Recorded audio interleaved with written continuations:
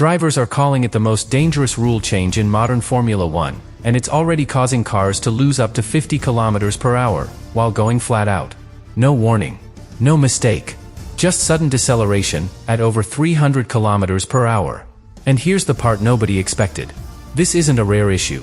It's happening every single race. Max Verstappen says it doesn't feel like Formula One anymore. Lewis Hamilton says fans won't even understand what they're watching. And multiple teams are now pushing back, against the FIA itself.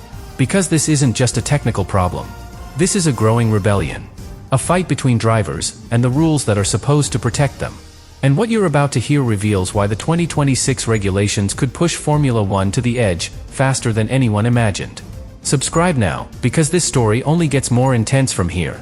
At first, it didn't look like a rebellion. It looked like the usual noise. New rules come in, drivers complain, teams adapt, and everything settles down. That's how Formula One has always worked. But this time, something felt different. Because the complaints didn't fade. They multiplied. And more importantly, they started to sound the same. Different drivers. Different teams. Same message. Something is wrong. And here's where the situation starts to escalate. Because the data began to confirm what the drivers were feeling. On a single straight, the same car could lose over 40 kilometers per hour, without braking. Not between laps. Not because of traffic. In the same run. That had never been seen before in Formula One. And that's when engineers stopped calling it adaptation. They started calling it a problem. Because Formula One is built on one simple principle. Input equals output. You push the throttle, the car responds. You push harder, you go faster. Predictable. Precise. Controlled. But now, that relationship is broken. Drivers are going full throttle. And the car is deciding something else. Slowing down. Recovering energy. Acting against the driver's intent. And this is where frustration turns into something more serious. Because drivers begin to feel disconnected. They exit a corner perfectly. They commit fully. Everything is lined up. And then, the car just doesn't deliver. Not because of skill. Not because of setup. Because of energy. Because the battery says no. And here's the detail that changes everything. Drivers are now lifting off the throttle before they need to. Not to prepare for a corner. Not to manage tires. But to avoid losing speed later. Think about that. Formula One drivers choosing to slow down early just to prevent a bigger loss ahead. That goes completely against instinct. Against everything they've trained for. And it creates a chain reaction. Because once one driver lifts, the one behind has to react. But energy levels are different for every car. So one lifts early, another doesn't. And suddenly, the gap between them becomes unpredictable, unnatural, dangerous. This is exactly the kind of scenario drivers fear the most. Not just high speed, but unpredictable speed. Because in Formula One, drivers rely on reference points, braking zones, closing speeds, consistency. Remove that, and you remove their ability to react properly. And this is why the tone inside the paddock is changing. Because this is no longer about performance. It's about trust. Trust in the car. Trust in the system. Trust that when you go flat out, the car will do exactly that. But right now, that trust is fading. And once that happens, the sport enters very dangerous territory. Because a driver without trust is a driver forced to hesitate. And hesitation at 300 kilometers per hour is something Formula One cannot afford. And this is only the beginning of the problem. Because what happens next makes this look almost manageable. But then, the problem evolved. It didn't stay on the straights. It didn't stay predictable. It moved into places where drivers rely on instinct the most. High-speed corners. The kind of corners where everything happens in a fraction of a second. The kind where commitment is everything. And suddenly, even there, the cars started behaving differently. Imagine entering a fast corner. Flat out. Full confidence. The car is stable. The grip is there. You commit. No hesitation. And in the middle of that corner, the car loses speed. Not because you lifted. Not because you touched the brake. Because the system decides to recover energy. That's exactly what drivers started experiencing. A sudden drop. 20, sometimes even 30 kilometers per hour, mid-corner. And this is where things become truly dangerous. Because in a straight line, you can react. You can adjust. But in a high-speed corner, there is no margin. The car is already at the limit. The balance is already delicate. And any unexpected change can push it over the edge. Now imagine another car right behind.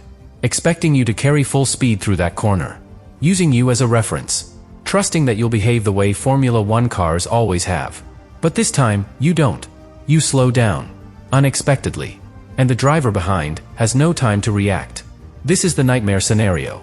Not just for drivers. For the entire sport. Because Formula One has spent decades eliminating unpredictability. Not to remove excitement, but to remove unnecessary risk. And now, that unpredictability is back. Built into the system itself. Fernando Alonso described it in a way that spread across the paddock instantly. He said in some corners, it doesn't matter who is driving. Anyone would go the same speed. Because the car decides. Not the driver. And that statement carries more weight than it seems. Because it exposes something deeper. This isn't just about speed loss. It's about control being taken away at the worst possible moment. And once that idea settles in, everything starts to change. Drivers stop trusting the car. They hesitate. They leave a margin. And that margin costs performance. So now they are trapped. Push fully and risk the unexpected. Hold back and lose time. Either way, they lose. And that's why frustration is turning into anger. Because this isn't a challenge they can overcome with skill. It's a limitation they cannot control. And this is where the rebellion gains momentum. Because when drivers feel powerless, they don't adapt quietly. They push back. And now, they are. Speaking more openly. More directly. More aggressively. Not just in interviews. Inside meetings. Inside the paddock. Behind closed doors. Because they know something critical. If this isn't fixed soon, it won't just affect performance. It will define the entire season. And maybe even more than that. Because once a sport loses trust from its drivers, it doesn't recover easily. And this leads to the next problem. The one that makes everything even more complicated. Because fixing this might break something else. And this is where the situation turns into something even more complex. Because fixing the problem isn't simple. In fact, it might make things worse somewhere else. That's the part nobody talks about publicly. Every solution on the table comes with a cost. A real one. Not theoretical. If the FIA increases energy recovery while drivers stay flat out, the sudden slowdowns could disappear. But that also changes how the cars accelerate. It changes overtaking. It changes the balance between teams. And suddenly, the championship itself could shift. If they reduce electric power, the cars become more stable, more predictable, but also slower, less aggressive, less extreme. And Formula One has never liked going backwards in speed. So now the sport is facing a dilemma. Fix safety or protect performance. And there is no perfect answer. Because every team is looking at this from a different angle. Some teams are struggling badly with energy management. For them, these changes are necessary. Urgent. Non-negotiable. But others have already figured it out. Their systems are efficient. Their cars don't suffer as much. And for them, changing the rules now could erase their advantage. So what started as a safety issue is now becoming a political battle. Teams protecting their position. Drivers demanding change. The FIA trying to balance both sides. And time slowly running out. Because while all of this is being debated, the races continue. The same problems keep appearing. Cars still losing speed unexpectedly. Drivers still adapting to something that doesn't feel natural. And every lap adds more pressure, more tension, more urgency. Meetings are happening constantly now. Engine manufacturers involved. Technical directors pushing their own solutions. Drivers making their voices impossible to ignore. But here's the uncomfortable truth. There is no quick fix. Some of the most effective solutions would require fundamental changes. Changes that can't be implemented in the middle of a season. Changes that might only arrive in the next generation of cars. And that creates a dangerous gap. Because the problem exists now. But the real fix might come too late. So Formula One is trying to do something very difficult. Apply temporary solutions to a structural problem. And history shows that rarely works perfectly. Because temporary fixes often create new weaknesses. New unintended consequences.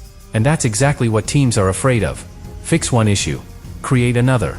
And suddenly, the sport enters a cycle of constant adjustment. Never fully stable. Always reacting. Never in control. And this is why the rebellion isn't slowing down. It's growing. Because drivers understand something very clearly. If they don't push now, nothing will change fast enough. If they stay quiet, the system stays the same. And they are the ones taking the risk. Every corner.